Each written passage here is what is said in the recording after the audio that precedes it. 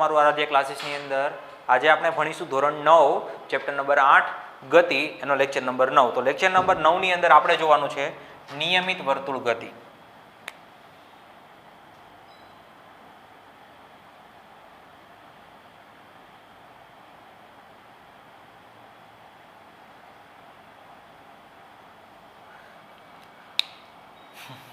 તો નિયમિત વર્તુળ ગતિ જોતા પહેલા આપણે એક પ્રવેગી ગતિનું વાત કરીએ કે પ્રવેગ શું છે. પ્રવેગ એટલે વેગમાં થતો ફેરફાર, બરાબર છે. આપણે એવું કહી શકીએ પ્રવેગ બરાબર એકમ સમયમાં વેગમાં થતો ફેરફાર, બરાબર છે. તો પ્રવેગને શેના વડે આપણે દર્શાવીએ છીએ? એ વડે, બરાબર છે. હવે વેગમાં થતો ફેરફાર, વેગમાં થતો ફેરફાર એ બે રીતે હોઈ શકે. એક વેગના મૂલ્યમાં ફેરફાર થાય,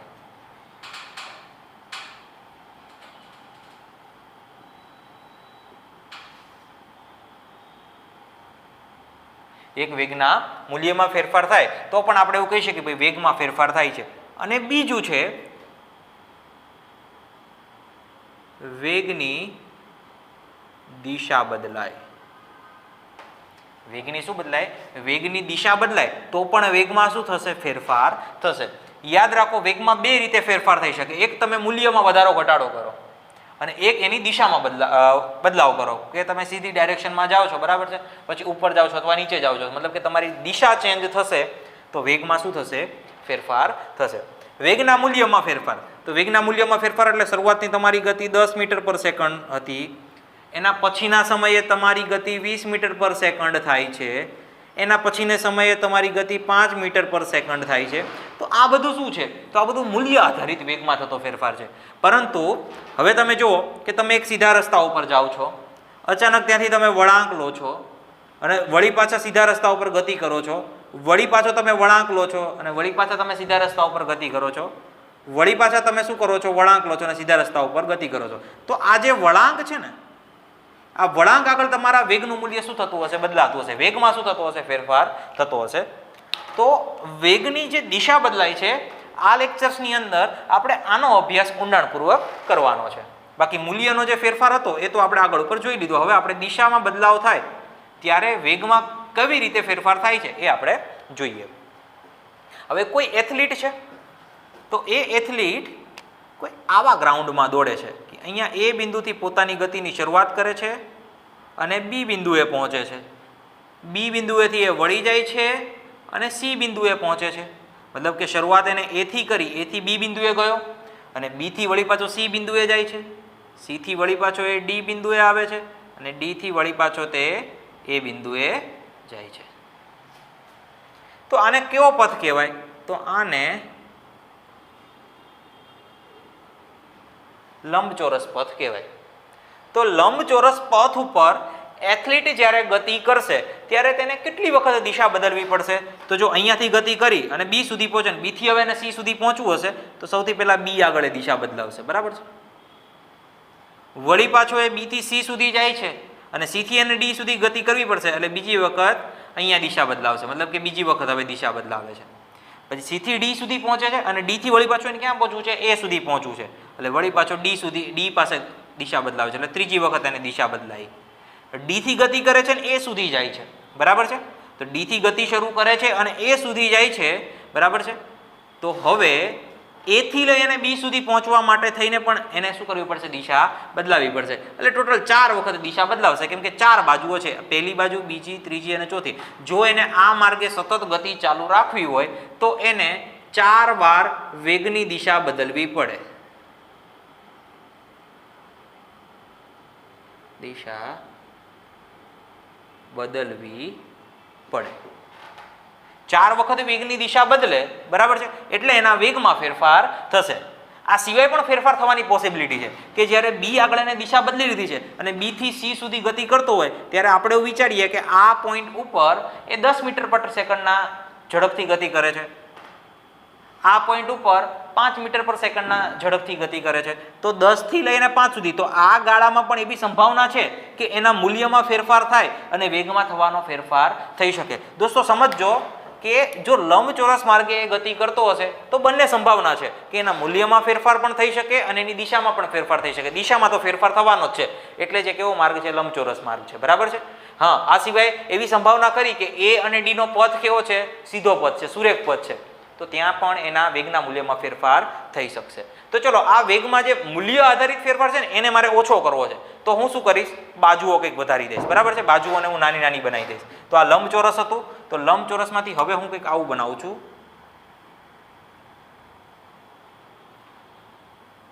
ષટકોણ. તો આમાં એને કેટલી વખત દિશા બદલવી પડશે? 1 વખત, 2 વખત, 3 વખત, 4 વખત, 5 વખત અને 6 વખત. તો આ છે આપણો ષટકોણ. લંબચોરસમાં ગતિ થતી હોય એટલે લંબચોરસીય ગતિ કહેવાય, ષટકોણમાં જે ગતિ થતી હોય એને ષટકોણીય ગતિ કહેવાય, બરાબર છે. તો જ્યારે ષટકોણ માર્ગે જો એ ગતિ કરશે તો એને કેટલી વખત દિશા બદલવી પડશે? 6 વાર દિશા બદલવી પડે. નામ પણ આપી શકો છો તમે, A, B, C, D, E અને F.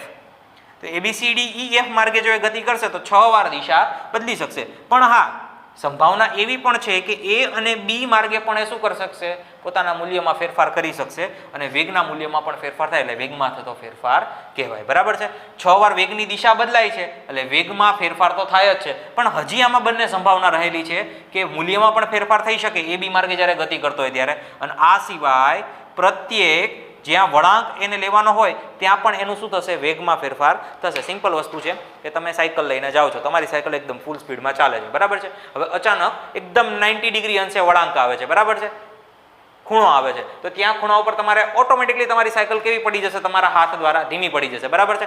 જો તમે ફૂલ સ્પીડમાં હશો તો તમે પૂરતો વળાંક લઈ શકશો નહીં. એટલે મતલબ કે તમારે વળાંક આગળ શું કરવી પડશે, તમારી સ્પીડને ધીમી કરવી પડે, તો જ તમે પ્રોપરલી વળાંક વળી શકો છો. તમારે માર્ક કરવાનું છે, જ્યાં પણ આવો વળાંક હશે ત્યાંથી તમે તમારી સાયકલની ફૂલ સ્પીડે વળાંક લઈ શકશો નહીં. સારી રીતે વળાંક જો તમારે લેવો હોય તો તમારે શું કરવું પડશે, સાયકલની જે ગતિ હશે એને થોડી ધીમી પાડવી પડશે. જો તમારી સ્પીડ ફૂલ હશે તો, બાકી તમે નોર્મલ સ્પીડ ઉપર, સામાન્ય સ્પીડ ઉપર જતા હશો તો તમે સરળતાથી વળાંક વળી જશો, ત્યારે તમારા વેગના મૂલ્યમાં ફેરફાર થશે નહીં. પરંતુ જો માઇક્રો ઓબ્ઝર્વેશન કરવામાં આવે તો જ્યારે દિશા બદલાતી હશે, જ્યારે તમારી દિશા બદલાતી હશે ત્યારે ઓટોમેટિકલી વેગમાં ફેરફાર થતો જ હશે અને વેગ હંમેશા કેવો હશે, તમારી જે શરૂઆતની જે મોશન હશે, શરૂઆતની જે ગતિ હશે એના કરતાં ઓછો જ હશે, કેમ કે જ્યારે દિશા બદલાતી હોય ત્યારે વેગના મૂલ્યમાં ફેરફાર થાય. તો સિમ્પલ હું એવું પણ કહી શકું કે અચળ વેગથી કોઈ પદાર્થ ગતિ કરે છે, અચાનક જો એની હું દિશા બદલી નાખીશ તો જ્યાંથી હું દિશા બદલું છું ત્યાં એના વેગમાં મને કંઈક ફેરફાર થતો જોવા મળે. દોસ્તો યાદ રાખો, દિશામાં બદલાવ, વેગમાં ફેરફાર, દિશામાં ફેરફાર ઇઝ ઇક્વલ ટુ વેગમાં થતો ફેરફાર. આ બાજુઓ છે, હવે આ બાજુઓ અનંત હું વધારીશ તો મને કેવી બાજુઓ મળશે ખબર છે, આવું કંઈક મળે. આ બાજુઓ 6 હતી, 6 ની બદલે હું 8 કરીશ, 10 કરીશ, 12 કરીશ, 15 કરીશ, એટલે મને આવા નાના નાના શું મળશે, બાજુઓ મળશે.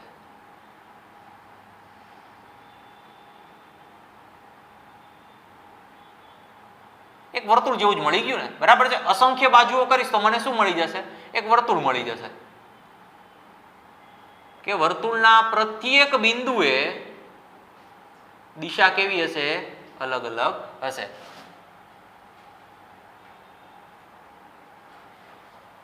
આ 6 બાજુ હતી, 6 બાજુની જેમ હું અસંખ્ય બાજુઓ વધારું છું તો મને અંતિમ છેલ્લો આકાર કેવો મળશે, વર્તુળ મળશે. હવે કોઈ એથ્લેટ છે એ આ માર્ગે જો ગતિ કરતો હશે તો સતત પ્રત્યેક સેકન્ડે એની દિશા શું થતી હશે, બદલાતી હશે.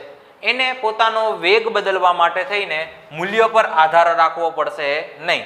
એટલે વર્તુળાકાર જ્યારે ગતિ થતી હોય, વર્તુળાકાર ગતિ દરમિયાન વેગમાં થતો ફેરફાર માત્ર દિશા પર આધારિત છે.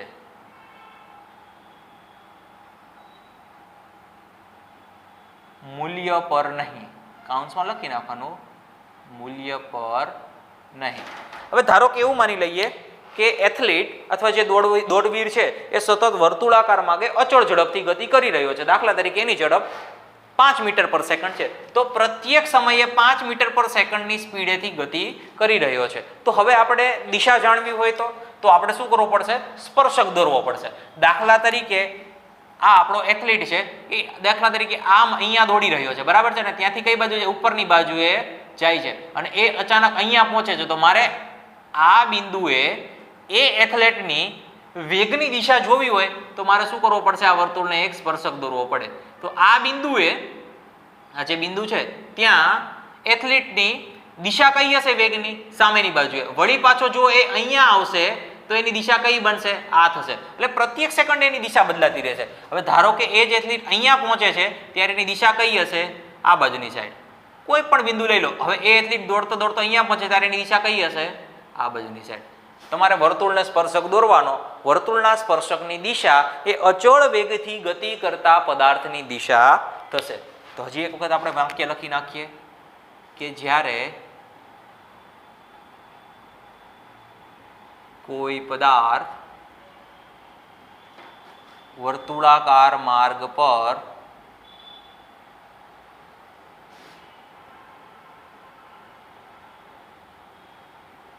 અચળ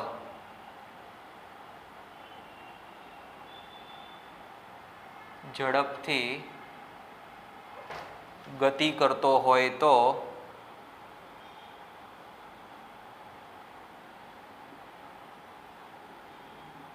અચળ ઝડપથી ગતિ કરતો હોય તો તે પદાર્થના ગતિની દિશા વર્તુળના તે બિંદુએ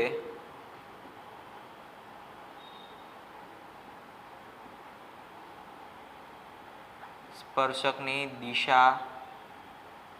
દિશામાં હશે.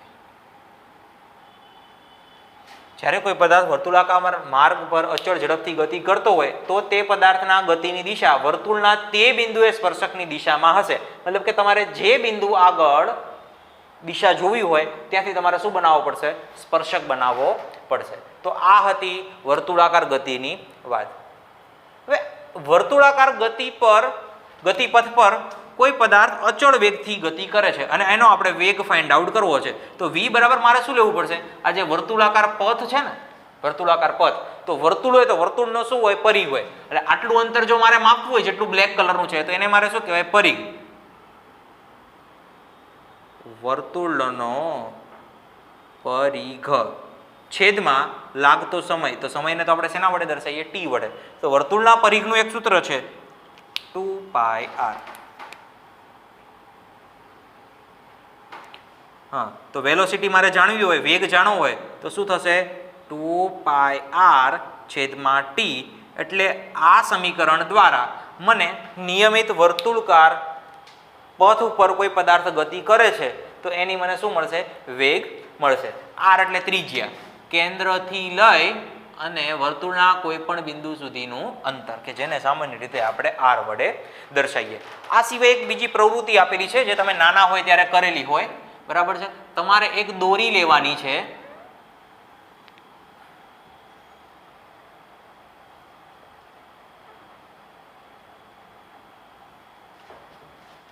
દાખલા તરીકે આ તમારો હાથ છે, બરાબર છે. તમારે એક દોરી લેવાની છે અને એ દોરીના છેડે પથ્થર બાંધી દેવાનો છે અને એને ઉપર સતત ફેરવવાનો છે, બરાબર છે. તો એ પથ્થર કેવી રીતે ફરશે? દાખલા તરીકે આ તમારો પથ્થર છે તો એ કંઈક આવા માર્ગે ફરશે. આ તમારો હાથ છે, બરાબર છે. દાખલા તરીકે એક લાંબી દોરી છે, એના ઉપર તમે નાનો પથ્થર બાંધી દો અને પછી સતત તમારે શું કરવાનો છે? ફેરવવાનો છે. પછી હવે અચાનક તમારે મૂકવાનું, કેમ કે આ પ્રવૃત્તિ તમારે ખુલ્લા મેદાનમાં કરવી પડશે, બરાબર છે.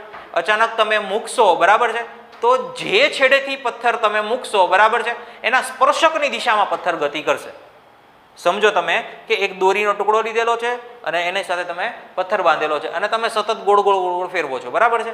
હવે ગોળ ગોળ ફેરવતી વખતે જે બિંદુએ તમે મૂકશો, બરાબર છે, જે સ્થાને પથ્થરને મૂકશો, તમારા હાથમાંથી દોરીને મૂકી દેવાની છે. તો પથ્થર કઈ દિશામાં ગતિ કરશે એ તમારે જોવું હોય તો એના માટે છે કે પથ્થર જ્યાંથી તમે મૂકો છો ત્યાંથી સ્પર્શકની દિશામાં ગતિ કરે. ધારો કે આ જે પથ્થર છે એ સતત ફરી રહ્યો છે અને અચાનક આ બિંદુએ જ્યારે પહોંચે છે, બરાબર છે, આ બિંદુએ જ્યારે પહોંચે છે, બરાબર છે, ત્યાંથી તમે એને શું કરો છો, મૂકી દો છો, તો પથ્થર કઈ બાજુ ગતિ કરશે, આ બાજુની સાઈડ ગતિ કરશે. હવે ધારો કે તમે આ જ પથ્થરને આ બિંદુએ મૂકો છો તો એ કઈ બાજુ ગતિ કરશે, આ બાજુની સાઈડ ગતિ કરશે. કેમ કે જ્યારે કોઈ પદાર્થ વર્તુળાકાર માર્ગ પર અચળ ઝડપથી ગતિ કરતો હોય ત્યારે તે પદાર્થના ગતિની દિશા, કેમ કે જે બાજુ ગતિની દિશા હશે એ જ બાજુ એનું સ્થાનાંતર થવાનું છે, તો ગતિની દિશા વર્તુળના તે બિંદુએ સ્પર્શકની દિશામાં હશે. એટલે જ્યાંથી તમે પથ્થરને મૂકશો, તો આ તો તમારો પથ્થર, તો પથ્થરને તમે ઈચ્છિત કોઈ પણ ચારે દિશામાંથી કોઈ પણ દિશામાં તમે મોકલી શકો છો, બરાબર છે. તો આ હતી પથ્થરની વાત. હવે આ સિવાય બીજી વાત આવે છે કે ગોળા ફેંકની રમત.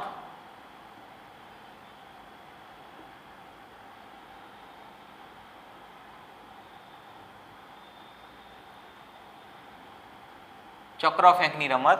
તો ગોળા ફેંકની રમત, ચક્ર ફેંકની રમતની અંદર તમે જોયું હશે કે ગોળો અથવા જે ચક્ર હશે એને જે ખેલાડી હશે એ પહેલા શરૂઆતમાં 7-8 એકદમ સ્પીડથી ગોળ રાઉન્ડ ફરશે અને ત્યારબાદ પછી એને શું કરશે, મુક્ત કરશે. સીધે સીધો ગોળાને ફેંકી નહીં દે, સૌથી પહેલા શું કરશે, એ ગોળ ગોળ ફરશે. તો ગોળ ગોળ ફરે છે એનો મતલબ શું છે કે એ વર્તુળાકાર માર્ગ ઉપર અચળ ઝડપ પ્રાપ્ત કરે છે. એક વખત અચળ ઝડપ પ્રાપ્ત થઈ જશે પછી એક નિશ્ચિત બિંદુથી ગોળાને શું કરશે, મૂકી દેશે, એટલે ગોળો એના સ્પર્શકની દિશામાં ગતિ કરશે. એટલે જો નિશ્ચિત વર્તુળાકાર માર્ગે જ્યારે તમારી ગતિ શરૂ થાય છે અને તમે પછી એને મૂકો છો તો જે તમારા વર્તુળાકાર માર્ગની જે ગતિનું મૂલ્ય હશે એ જ મૂલ્ય કોને મળવાનું છે, પથ્થરને મળવાનું છે. પણ જો ગોળાને સીધે સીધો ફેંકી દેવામાં આવે તો જે ઓલું વર્તુળાકાર મૂલ્ય ઉપર છે એ એને મળવાનું નથી. ફરી વખત કહું કે દાખલા તરીકે આ ગોળો છે, આ ગોળાને જો સીધે સીધો ફેંકવામાં આવે તો મારા હાથ દ્વારા જે બળ લાગુ પાડવામાં આવ્યું છે ને એટલો જ એને શું મળશે, વેગ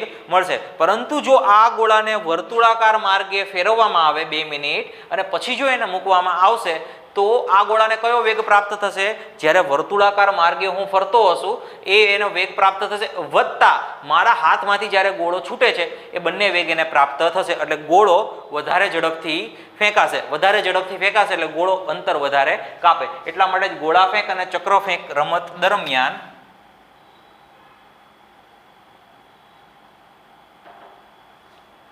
રમતવીર પહેલા અથવા ગોળો અથવા ચક્રો ફેંકતા પહેલા